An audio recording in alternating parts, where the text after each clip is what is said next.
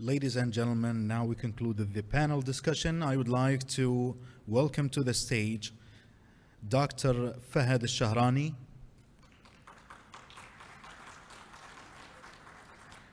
Mrs. Dana Winner, Dr. Ali Al-Huri, and Dr. Daniel Yonting. And this session will be moderated by Dr. George Rose.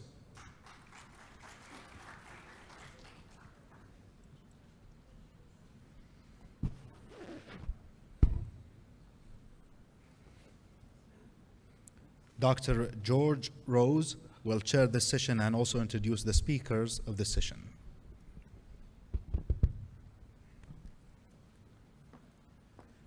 Good afternoon, ladies and gentlemen. Can you all hear me? Right, great. I would like to welcome you all to this wonderful session, panel discussion on blended learning, opportunities, challenges, and so on and so forth. As we talk about it, people have been just working hard trying to implement this new style of learning, although it's not that new. This particular style of learning has been evolving over the years. And there are supporters who say that this is the only way forward. At the same time, there are critics who say, no, it's not going to help us reach our goals, our educational goals. Now, we need to find a common path. We need to just strike a balance between the views expressed by the supporters and the critics. Now, a couple of months ago, let me start with a little story. I was in one of the classrooms. I spent about 10 minutes on the traditional practice, face-to-face session. Right after that, I prepared the class for another session, the blended learning session. I always let my students leverage the online content available for them for free. So I wanted to spend 10 solid minutes. I divided the class into 3 groups. With one group I was working, another group over there in the corner, and a third group all by themselves. Because I believed that my students would be at their best when they were on their own. Guess what? 10 minutes later, I just wanted to make sure that they were on task. So I went around. To my surprise, one of the students was watching a Hollywood movie. There was another student who was watching a stand-up comedy. And these were a little bit of a problem for me. I wanted to turn these obstacles into opportunities. What I did, I told the class to stop working. The lights were off because my students love to be working in the dark. And then I turned on the lights. I just asked the first student to say something about what he was watching. And he was a little hesitant at the beginning, but later he agreed to work. And he came up with a brilliant summary of the movie that he was watching. And same thing happened to the second student. So, if we are resourceful enough, we can always turn all the obstacles into opportunities. So here we have excellent panelists. I'm not going to introduce them in any particular order. Let me start with Dr. Fahad Al-Shahrani. He's the director of E-Learning Center. I heard that he's going to leave us shortly. At the Royal Commission's Education Sector, he has a doctorate in instructional technology from Northern Illinois University, USA, an extensive research experience in computer-assisted language learning. He is interested in understanding the best ways to help people learn to become more productive, through training and learning, and how technology can support this process. Dr. Fahad. And the next panelist, dear audience members, you can just applaud if you want, or you can hold your applause until I have finished introducing all the panelists. You are at liberty. Is Dr. Ali Al-Huri is an assistant professor at the Royal Commission's English Language Institute. He has a PhD in applied linguistics from the University of Nottingham. His research interests include motivation theory, research methodology, and complexity. He has published several papers and 2 books on research methodology and learning motivation. Dr. Ali Al-Huri. And our third panelist is Ms. Dana Winner, business owner of Knowledge Associates International, specializing in the relationship between knowledge and information management and privacy and cybersecurity. She has more than 3 years of personal and organizational development, knowledge of information technology, and management experience in the public and private sectors. She uses music and storytelling to inspire her audience to achieve life-changing commitments. Ms. Dana Winner. And last but not the least is a friend of mine, Mr. Daniel Lenting, one of the senior English language instructors at ELI. He has taught English for over 33 years in the kingdom. His areas of interest include testing and curriculum development. His leadership skills are simply exemplary. He has chaired various committees at work that worked on designing and developing JTI English language programs. And also he was personally in charge of suggesting a great idea of developing and designing benchmarks when JTA was not part of the current ELI, when we were on our own. And a great teacher, a very successful individual, Mr. Daniel Lenting. All right. Now, ladies and gentlemen, you can give a round of applause now. And the ground rules have been just set already. And for the benefit of the audience, let me share with you, each participant, each panelist is going to be given 2 minutes with a grace period of 30 seconds, of course, and to come up with their views and perspectives on the point that I'm going to get across to them. And I'm going to just present before them 3 important points. And based on the time available at our disposal, we can elaborate. And audience members, I would like to request all of you to turn off your mobile phones, pay complete attention, encourage the speakers, panelists here. You can clap, you can laugh, but don't do cross-talk, please. Thank you so much. With that note, I would like to get into the topic. The topic was read out by the anchor, blended learning, blended language education from theory to practice. Well, let's start our session by having a brief discussion on the definition of blended learning. What does it mean? Some of the audience members present in the audience would like to know what it is all about. What are the advantages? Is it going to provide us with new opportunities to explore a vast field of knowledge? And so on and so forth. Can I just start with Dr. Ali Al-Huri? Dr. Ali Al-Huri, could you just share with us what you think about this blended learning, how it differs from the traditional classroom experience? Dr. Ali Al-Huri. Yeah, thank you, Dr. George.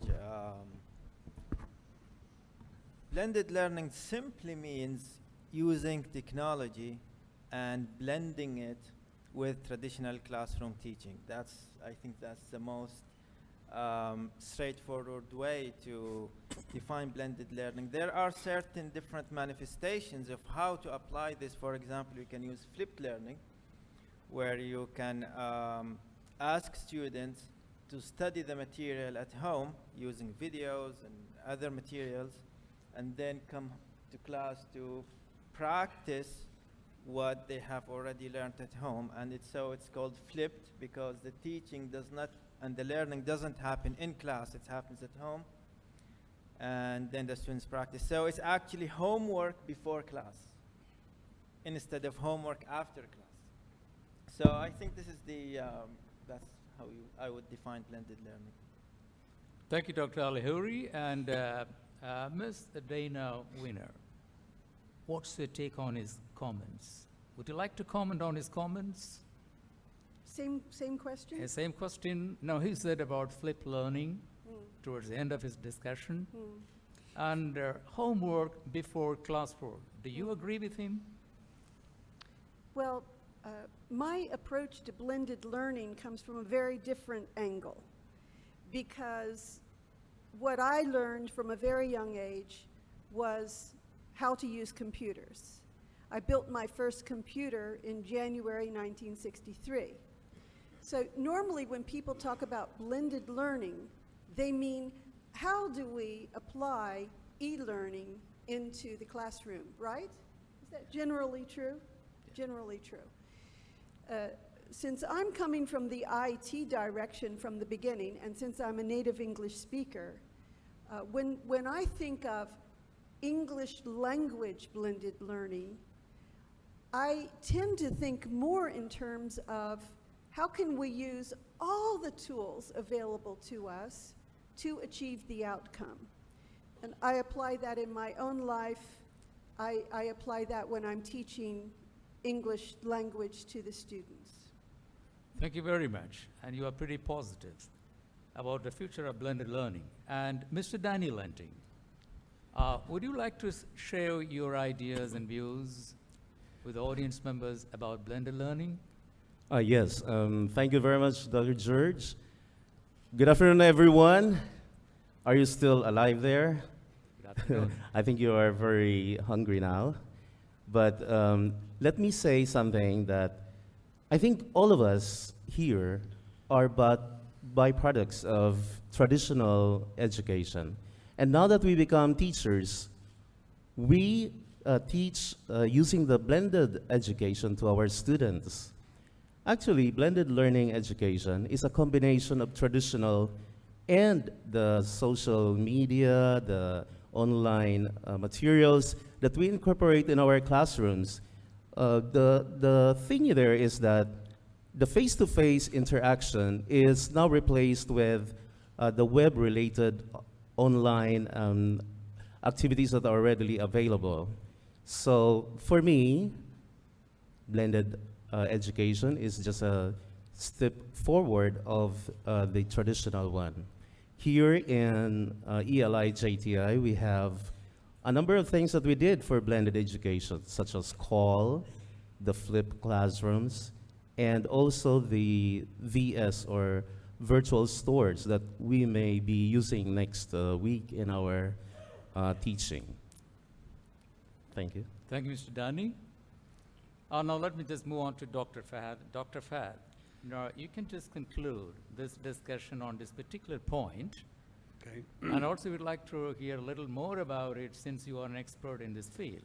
Well, to me, blended learning could fit whether you're using technology or you're not.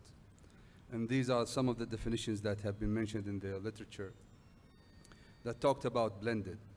Now, blended, as you know, is one way of the use of technology in education. But it's also within the technology itself. So, for example, there are fully online courses that are blended. But the blend within those fully online courses is actually between the sessions being synchronous or asynchronous, whether students are there live, everyone, wherever they are, meeting or not. So that's one form. The usual definition is based on students not being in the classroom and learning somewhere else. And I think everyone talked about flipped learning. Flipped learning, I think, is the base for blended learning if we're gonna define it as the use of technology or the mix between technology and face-to-face. So, if you're gonna mix between online and between face-to-face, that is what we would call blended learning. This is the general definition. Now, flipped learning, as people mentioned, is basically the base, I think, as an introduction to blended learning. This is where you should start if you want to start. And it's also the best way to start self-directed learners. If you want to create a generation that are willing to learn by themselves, I know it's difficult, I know it's hard, but blended learning could be our first step towards that, because you're giving a good part of the responsibility of learning to the students. So they have to learn it themselves.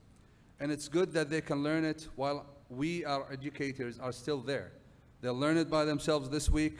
Next week, they can discuss it with us and learn what they didn't, try and get more of a clearer idea of what they didn't get when they learned by themselves, and so on. So imagine this after 2 or 3 or 5 years in education, you have created a full generation of self-directed learners, people who will learn by themselves. Thank you, Dr. Now, I have a quick question for you.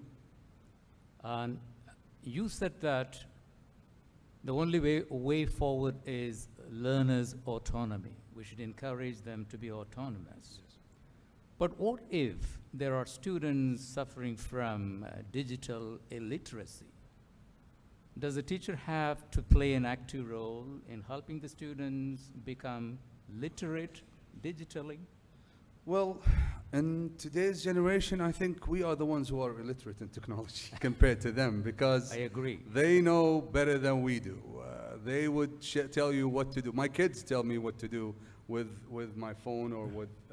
I'm just saying that the generation that's coming is tech savvy. We don't have to worry about the use of the technology. What we have to worry about, and I think our role as educators, is to help them find or learn how to learn using that technology. And that is the challenge. That's the challenge, I think. It's not how to use the technology itself, but it's how to use it to learn. Absolutely.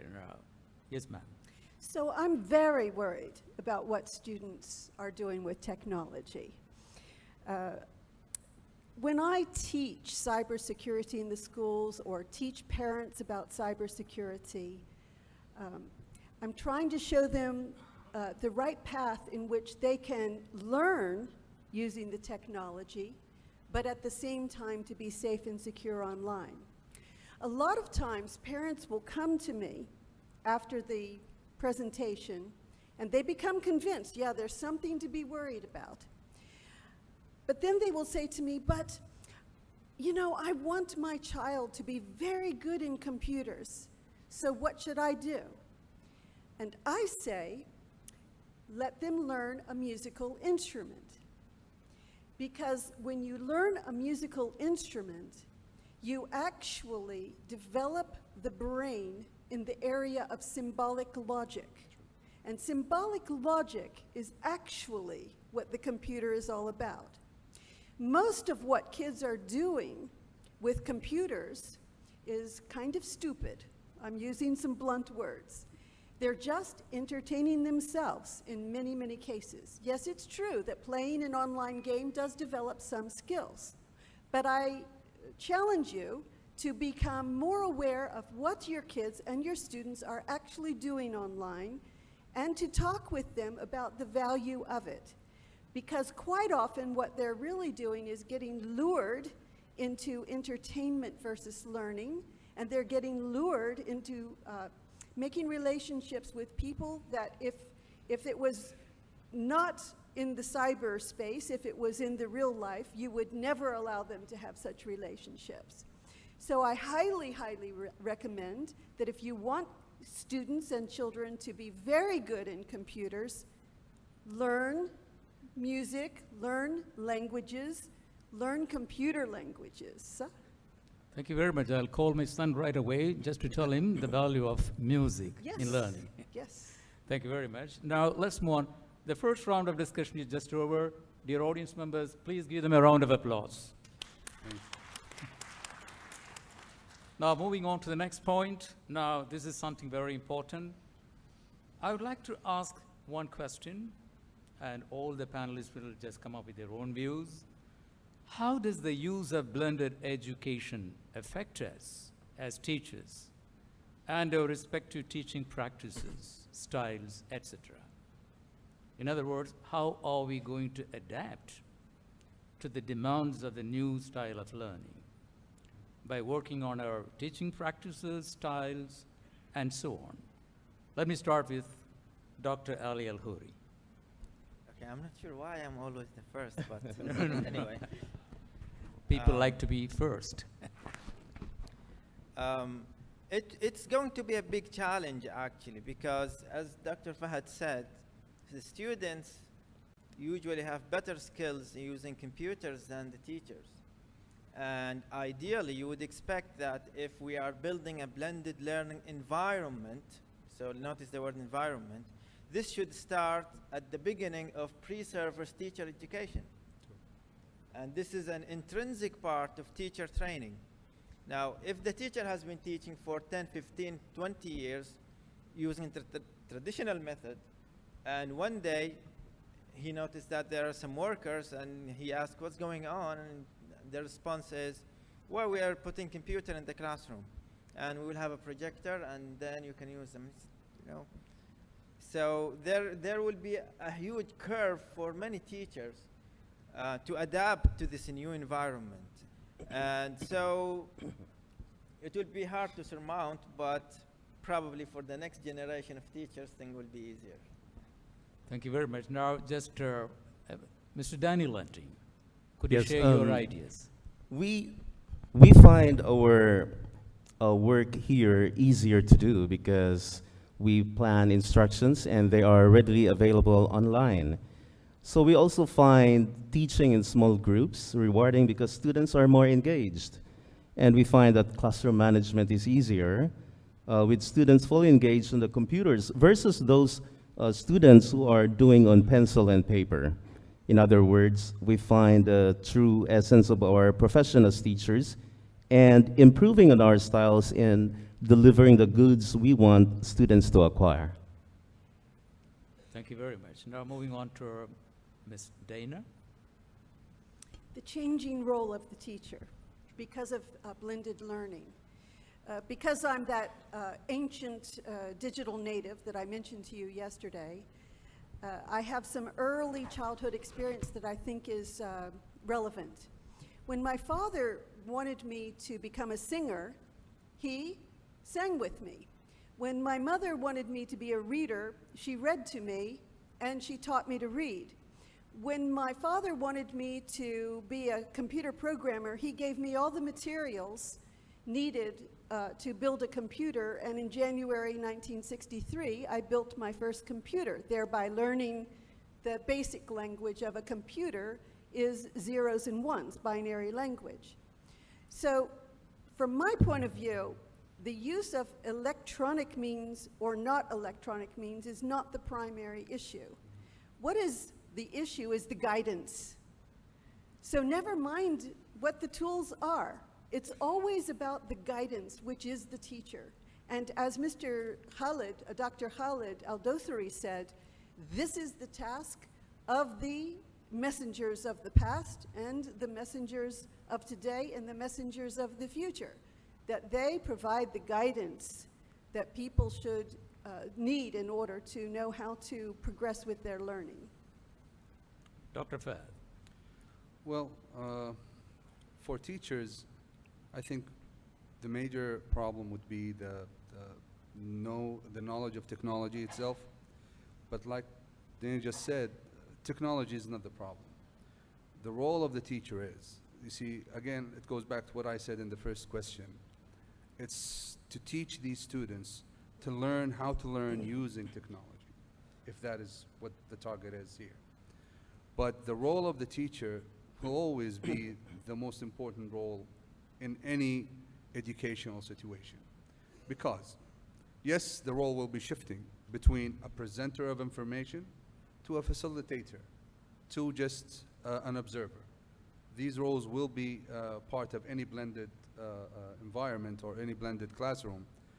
But again, it's not that, it's how me as a teacher, me as an educator would prepare my students and help them get to the knowledge they need to get to, whether this knowledge is through technology or any other means. So the role of the teacher will never ever be obsolete. Absolutely. And I have just a quick question for you, Doctor. You said about learning how to learn. Is it the same idea as study skills that we encourage our students to learn- develop? Learning how to learn, actually, Dr. Dosiri mentioned a part of it. People learn in different ways. But you see, there are those who learn through the official learning channels, schools, universities, and so on.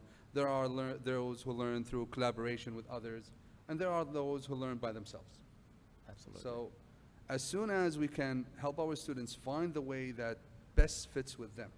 Now, why there are so many advocates, and I'm one of them, for having supportive online learning, and I say supportive, because not every of the 40 students you have in your classroom, this is, I know it's not everywhere, but it's a fact in some institutions, of the 40 students in that classroom, there's no way all of them got what you were saying. Right.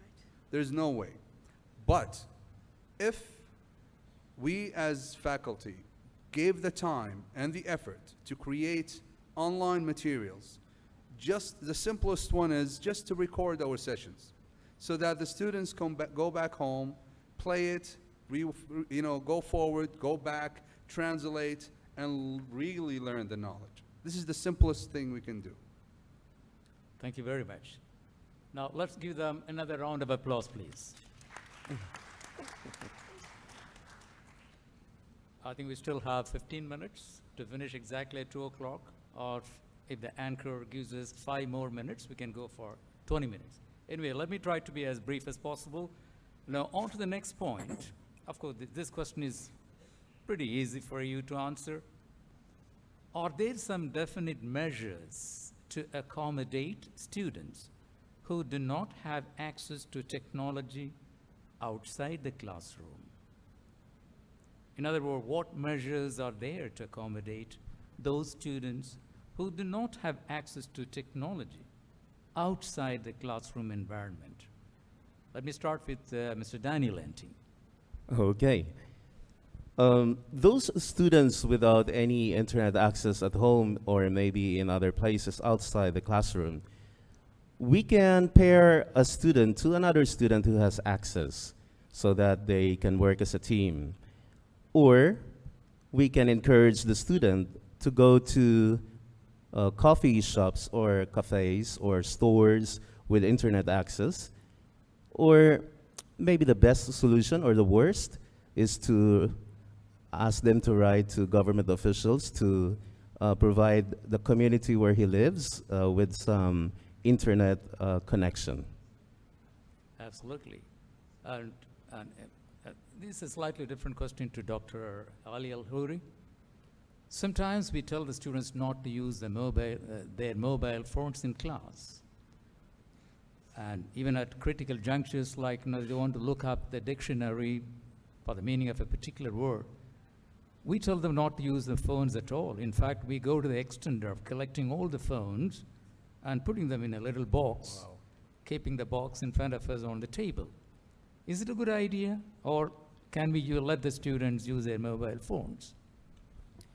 Usually I teach composition classes. And imagine yourself writing an essay in a second language, You will need a dictionary to check the spelling, to check many, many things. And nowadays, people don't carry dictionaries anymore. And because everything is on their mobile phones. So it's not practical to say, okay, I'm going to ban mobile phones just completely. So I think mobile phones should have a role in the classroom, especially at the higher levels of education. Okay, with kids, maybe they might have a lower amount of inhibition, but for adults and young adults, we should train them to use the phone for more conducive matters. Regarding the other question about students having access to technology. Yes. We have to remember that technology is not using a blended learning is not made at is not a decision made at the student level or even the teacher level. It's at the institutional level. And as the saying goes, put your money where your mouth is, right? And if an institution believes in a blended learning philosophy, they should provide the infrastructure. Okay? If I am a learner and I have to use blended learning, but I have to go to a coffee shop to use this, that won't be very convenient for me, you know? I will need Wi-Fi, I will need all other facilities. So at least a computer. I might not have a computer. You know, my computer broke down. Computers and laptops easily break down. Just spill some water on it and that's it. Right, you know? My computer broke down. What can I do? Do you want me to go to the library and queue to find the computer? And join a queue until I find an available computer? There should be a maintenance center. There should be computers to students. There will be a lot of financial commitment from institutions if we want to have a genuine blended learning environment. Yes. Excellent idea, and therefore, the bottom line of your discussion argument is infrastructure. Yes. It needs a lot. It's very ambitious, and it needs a lot of. And what about financial the administrative policy decisions? Do they They need to- will need to build just Wi-Fi, for example. Okay. Providing computers to students, for example, and other resources that they need for this. Excellent. Depends on the method that they use, whether it's flipped learning, they need to access certain website, they should be available, there should be guidance, yeah. Thank you so much. Ms. Dana Winner, would you like to add your point to that, his discussion? Dr. Ali is so correct. In our program in Jahra, Kuwait, we bought enough computers that all the students could use them in the classroom, and we sometimes allow the students to take them home. But it's a challenge because I'm ending up doing all the technical support for these computers because we have a very small program and a limited budget. So I agree that it's a bigger commitment than most institutions realize.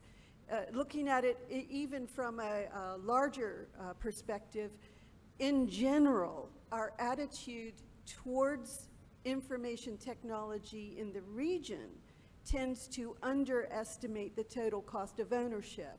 So if we really want a great majority of our people to cross that digital divide and to be highly skilled in the use of information technology, we have to invest at the education level and at the government level and in the private sector to ensure that the infrastructure is there even in a larger sense than the academic field.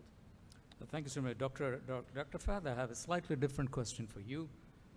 As you know, in blended learning environment, we encourage the students to use the social media very effectively.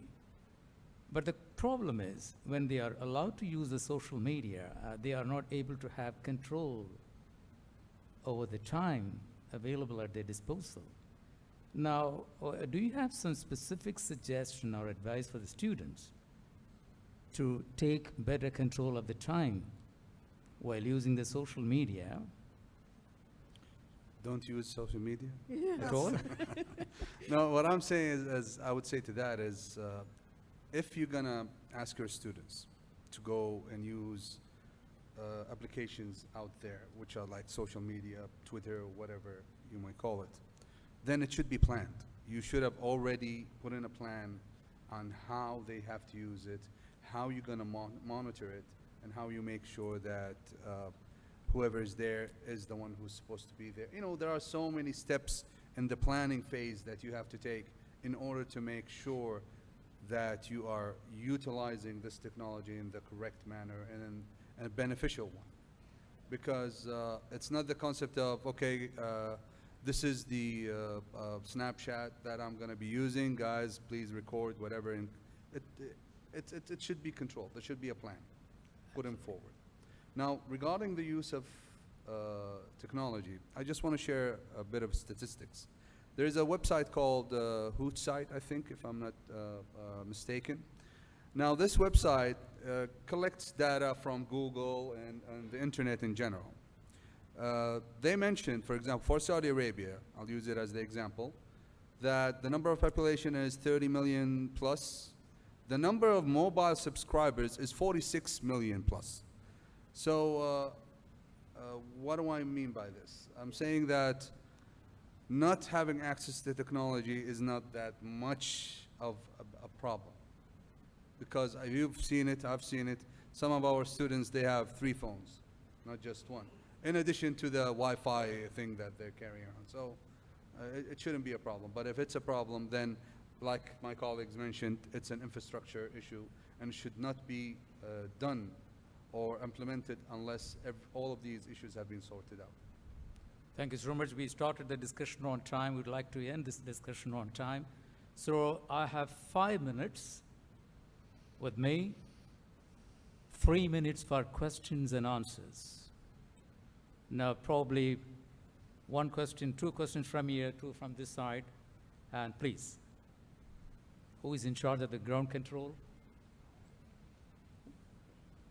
One of the members on the other side would like to have a microphone, please. Please hand her the microphone.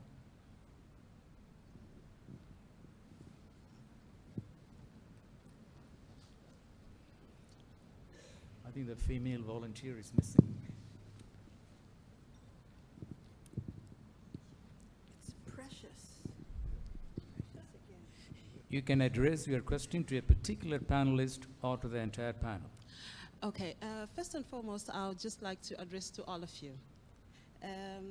I feel blended education or blended learning, basically, from what I've just gathered, it's more of a stepping stone to a new era, because we are having a classroom which is teacher-led and which is also student-led when they go on the technology, because they are independent. So it looks like we are actually moving into a new era where students are going to not need teachers.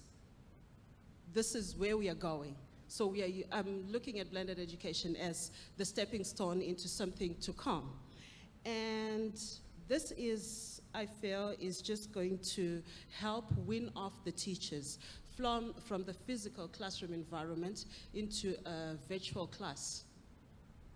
And the other thing that I've just been observing is blended education is an advantage to institutes with larger groups, because we've just been talking about smaller classrooms, smaller groups, but if the classrooms are big, then it gives, like one of the speakers, I think Mr.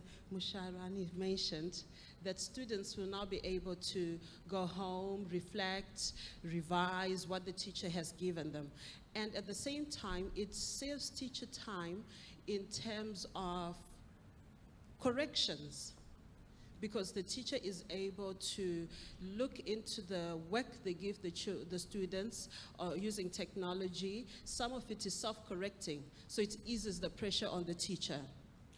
And the students can get immediate feedback without having to sit with the teacher for feedback. So it's a big plus for the teachers where they use technology, if they're able to be aware of what to do with the technology, basically.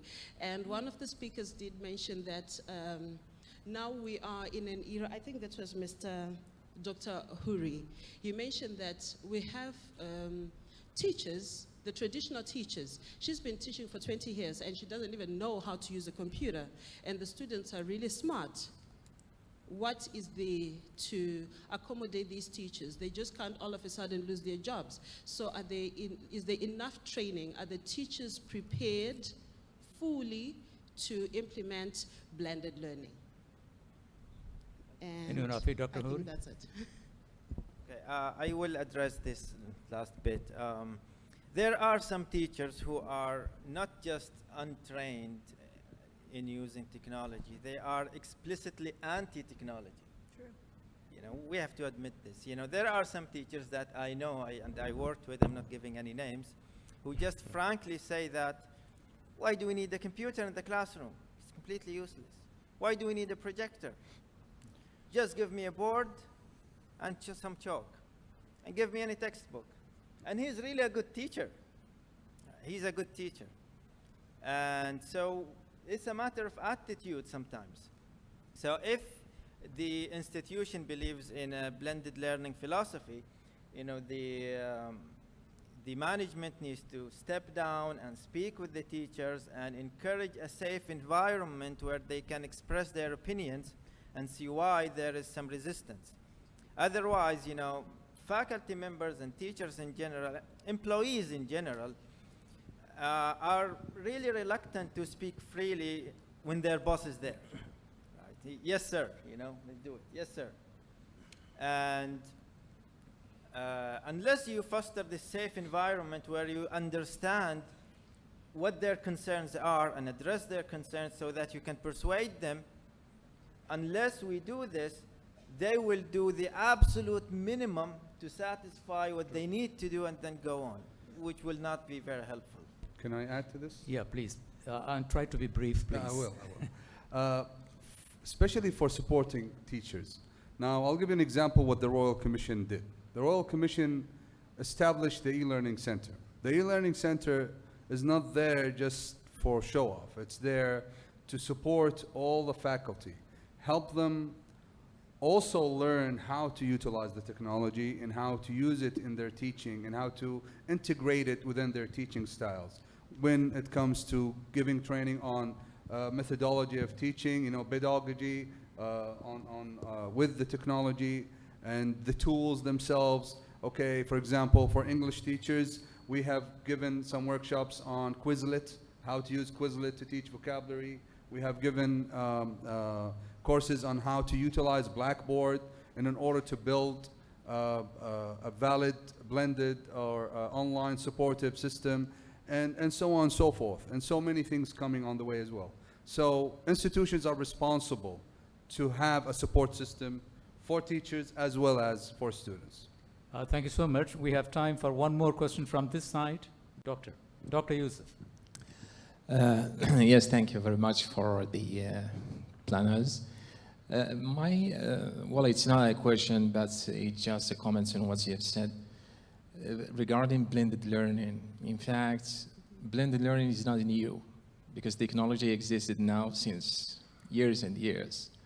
So technology was in the classroom under the shape of computer, overhead projectors, videotapes, and all the stuff. So blended learning is not today. The problem with the understanding of flipped classrooms, which is a part of blended learning, I think I tried it personally with some of my students, but it didn't work. Why? I noticed that the problem is students, they are not ready. I mean, we are giving students in-class assignments, and they are barely doing them. So just imagine if you give students homework or online homework. So students, they don't have, I'm not saying that's all of them, but so many, they don't have this sense of responsibility. So they should feel responsible. And this is not for the tertiary level students. So responsibility should be thought at lower level. So at primary schools and so on and so forth. So when these students, they reach university level, they will be ready for, doing the work, and they will acquire this sense of responsibility. Thank you. You all agree with him? Yeah, it is only a suggestion, right? And before we conclude this discussion, I would like to ask a simple question. This question is meant for the audience members. Do you believe in the philosophy of blended learning? If you do you think that that's the only way forward? I would like to have a show of hands, please. If you support this idea of blended learning, please raise your hands. Should define your question. You said only. Define your question. Yes. Do you want me to fine-tune the question? Please, not Doctor? only, one of. Okay. And let me repeat that question. People believing in the philosophy of blended learning, therefore they are supporting. And they also believe strongly that that's the only way forward. The only one. Yeah. And nearly half of the audience members didn't raise their hands. So you asked two And So And it reverse- goes- yeah. Reverse the question. Yes. Reverse it. I think the question should be, do you believe that blended learning is one option that you can use as a faculty member to teach? Now we should have a raise of hands. everybody. See? Yeah. But I asked it the other way around. Only way forward, blended learning, face-to-face learning and computer-assisted learning. Well, what about the question? And the question I have, E-learning should be banned from the absolutely, classroom. they agreed that it should be one of the options. One of the options. Thank you very much, ladies and gentlemen. It was a wonderful session. I appreciate your patience. The lunch is waiting for you in the adjacent hall. Please proceed to the hall. Thank you so much, gentlemen and ladies. We can now but thank Dr. Fahad Al-Shahrani, Mrs. Dana Winner, and Dr. Ali Al-Huri, Dr. Daniel Yonting, and the moderator of the panel discussion, Dr. George Rose. And we pay your attention and remind you to visit the website of the convention to fill in the questionnaire on the page of evaluation of the website of this convention. And also, for more about the presentations of the speakers, go and visit the website, and all presentations are available for downloading. And also, we pay your attention that certificates of attendance for this conference are ready to be handed over and distributed to the attendees. Until we meet again, have a good and pleasant time, and we thank everybody, the organizing committee and the speakers who contributed to the success of this conference.